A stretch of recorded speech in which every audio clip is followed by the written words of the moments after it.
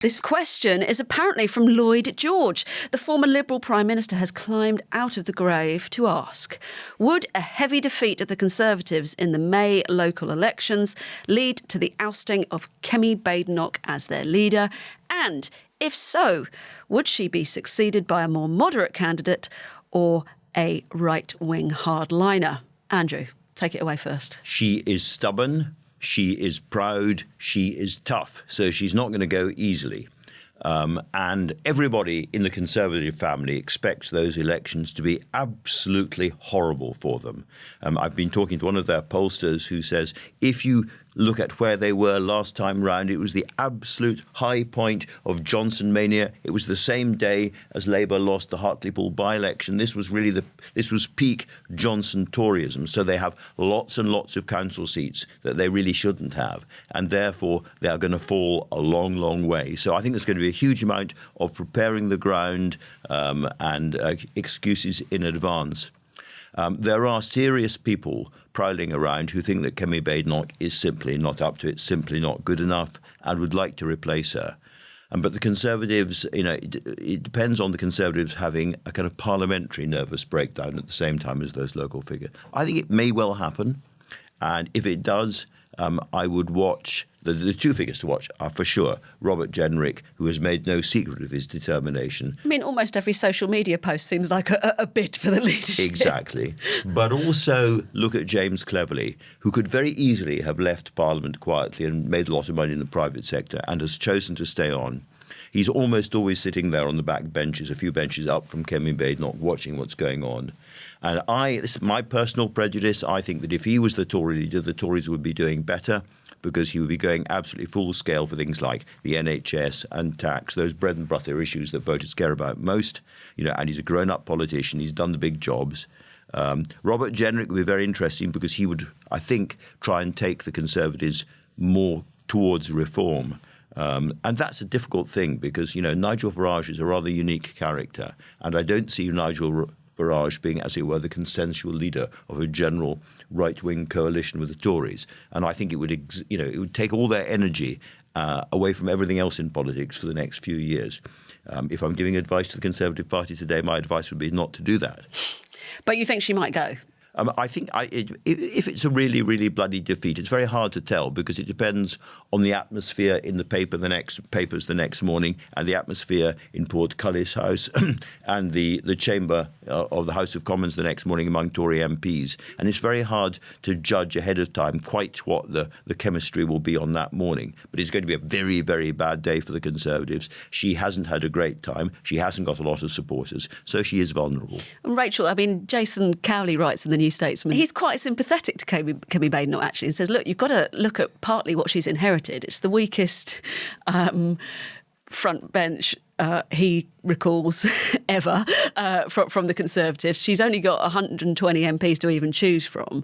And when she allows herself to sort of relax a bit more and be maybe her true self, she's not too bad. Well, I won't comment on the strength of the front bench. I will say that I have spoken to MPs across the party, centre-left, leftist Tories, all the way to the right, and nobody is underestimating the scale of the challenge. Like, she's handed an absolute hospital pass in terms of seats, in terms of funding, in terms of really the fact that the Conservative brand has been so comprehensively trashed. And the only thing that is going to help them rebuild credibility is time and competence. And if you've got Nigel Farage and a party to the right there, you don't have that time and you don't have that space.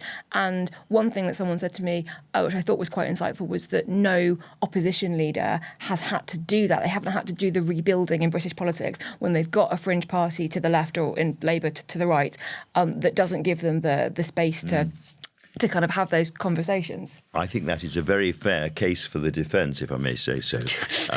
But the only other thing I would say is that one thing you have to do in Kemi Badenoch's position is attract attention. You have to be the kind of leader where if people are walking past in the street and they look into a Dixon's or whatever and they see a television on and they see your face, they're quite Dixon's doesn't exist anymore. Dixon's Curry's bought them. Curry's.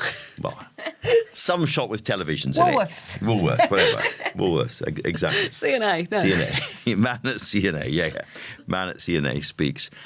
Anyway, you need to attract attention. People need to want to know what you're saying, and they need to turn their heads when they see you. And I think a lot of Tories thought that is what Kemi Badenoch would offer. And at the moment, I think her big problem is not hostility. Her big problem is a general milky indifference. Irrelevant. She seems irrelevant, yeah.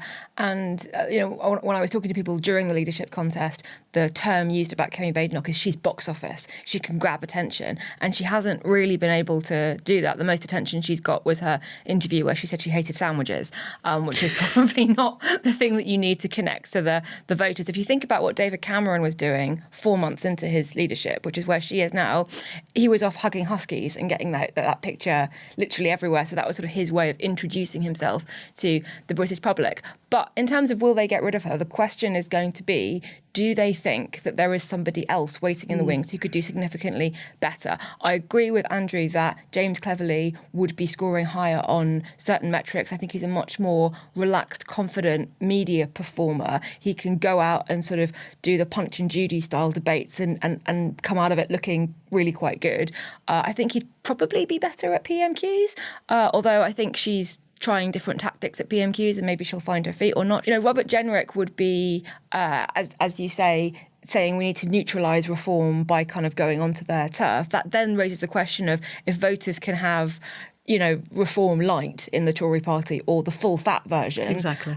Then what are they going to go for? But the locals, I think they're doing so much expectation management. They are setting the bar so low that if there's any kind of glimmer of hope, and there always are in local because there are so many contests everywhere, then they'll be able to say, look, we won this little council it went from no overall control to sort of we've got one seat on it. That shows that we're winning here. Some of us are so old. We remember Ken Baker doing this when the Tories had shocking local election results, but held Wandsworth, or won Wandsworth, I think. And this was spun to the entire British press as a fantastic triumph. It was completely shameless and it worked rather well. So there are ways to do it. One thing to watch, I think, is the Lincolnshire mayoral race, where Andrea Jenkins, former Conservative minister who has defected to Reform, is running as Reform's candidate to be mayor. And I think if they win that, and I'm going to go around canvassing with her in a few weeks' time and see how things are going, but I think if Reform win that,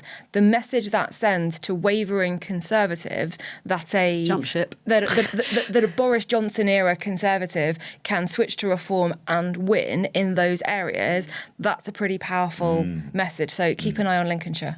It's really interesting. All right, one final one before we go. On a completely different note, this one is from Oliver, who asks, why do political leaders from other countries want to visit the King? And how does this benefit them and the UK? Obviously prompted by a second invitation of a state visit to Donald Trump. But what's the draw of the monarchy? It's glamour. We don't have Hollywood. It's you might say it's faded tinsel historic glamour, but it's still glamour. It's one thing that people around the world know about this country is there's a monarchy, and the Queen was there for a very, very long time. And you just sort of touch a little bit of history.